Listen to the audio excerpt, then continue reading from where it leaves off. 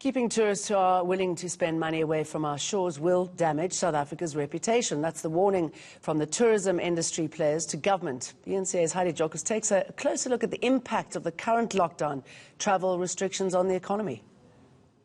The announcement of partially reopening international travel has caused more panic in the tourism sector than relief.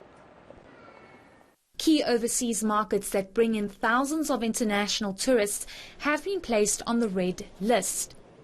Tourism has become increasingly critical to the economy. In 2018, it contributed 8% to total GDP. Well over 1 million jobs, or 9.2% of those employed, are connected to the tourism sector. The sector has been bleeding billions of rands due to travel restrictions on international visitors.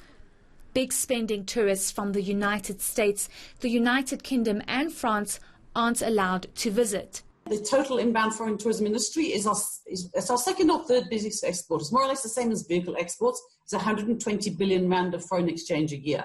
Of that, again, the 68%, around that amount, 70% is foreign inbound tourists from overseas as well. And so if we are not getting that, it's a significant dent in the 120 billion, which we already lost for 6 months of the year, the proportional amount. And we're now hitting the high season when it would have been a higher volume of that 120 billion spend that would have been coming into the economy. Tens of thousands of jobs have already disappeared from the sector. Another 300,000 job losses are on the cards if the industry fails to get back to normality.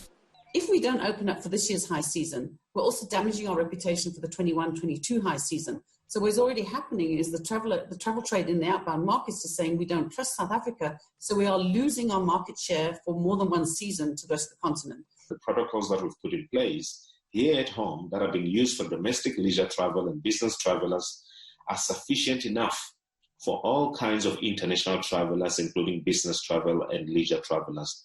And they should be allowed to come in, provided they produce a negative COVID test less than 72 hours before they depart.